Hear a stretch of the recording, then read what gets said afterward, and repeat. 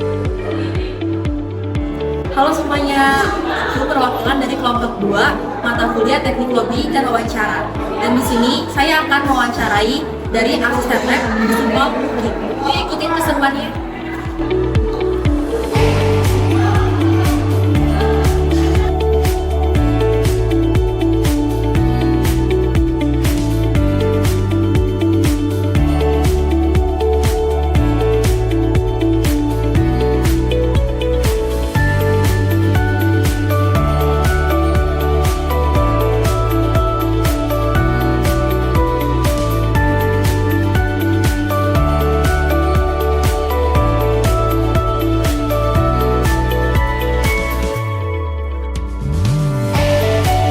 Nah ini dia teman-teman kakak aslab kita. Halo. Halo. Aku Nasya. Aku mau nanya-nanya dikit nih tentang asisten lab di Visipol UKI.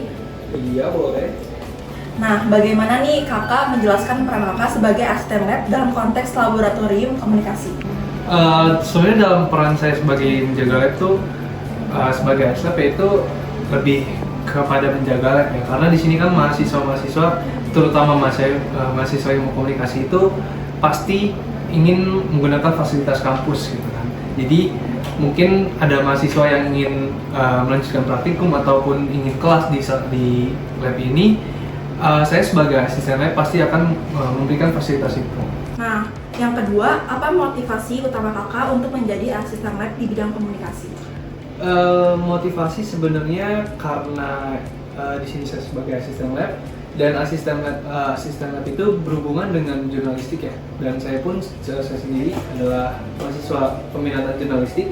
Jadi alasan utamanya itu asisten lab ini berhubungan dengan jurnalistik, dan juga dengan saya menjadi asisten lab ini saya bisa mendapatkan pengalaman seperti saya bisa menjadi seorang kru TV ataupun saya bisa mengerti banyak peralatan tentang kamera ataupun tentang lighting dan sebagainya, seperti itu sih. Nah, yang ketiga nih, bagaimana kakak berkontribusi dalam memfasilitasi eksperimen atau penelitian yang dilakukan di laboratorium komunikasi?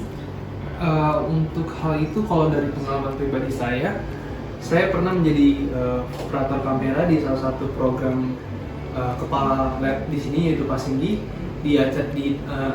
Nama program tersebut adalah program podcast Singgi, yang berarti podcast bareng Singgi. Nah, di situ saya sebagai kamera operatornya, dan hal itu yang bisa menjadi tolak ukur buat saya sebagai aset untuk berkontribusi di dalam podcast tersebut. Nah, yang keempat, apa tantangan utama yang kakak temui nih di dalam pekerjaan sebagai asisten lab dan bagaimana cara mengatasinya? Oke, kalau tantangan utamanya yang pasti di sini budaya baru dan struktur serta lingkungan baru, yang dimana saya sendiri pasti harus beradaptasi dengan lingkungan baru itu, serta mungkin karena saya sebagai asisten lab yang baru, saya juga harus tahu nih apa aja yang ada di dalam lab tersebut, kayak misalnya alat-alat ataupun peralatan-peralatan yang sebelumnya saya mungkin belum tahu gitu kan. Dan ketika saya kesini, saya pun mempelajari hal itu, dan solusinya yang pasti harus sering bertanya, dan kalau saya sendiri saya harus sering ke lab untuk mengetahui apa aja sih yang ada dikerjakan di lab ini. Gitu. Nah, yang terakhir nih, apa suka duka selama menjadi asisten lab? Suka dukanya yang pasti karena kita punya beberapa asisten lab, mungkin ada 6.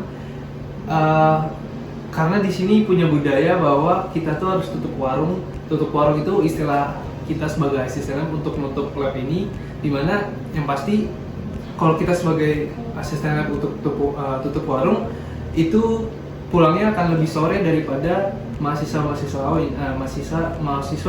lain, sehingga saya sendiri mungkin pernah jadi asisten lab yang shiftnya mendapatkan shift sore, dan mungkin itu sih dukanya, saya benar-benar capek di situ. Sementara untuk sukanya itu saya banyak mendapatkan pengalaman yang luar biasa dari orang-orang yang mungkin di atas saya yang lebih profesional, dan itu yang membuat saya jauh lebih bisa meningkatkan diri saya. Nah, oke, terima kasih ya Kak atas perbincangan pada hari ini tentang asisten lab di Visipol UKI.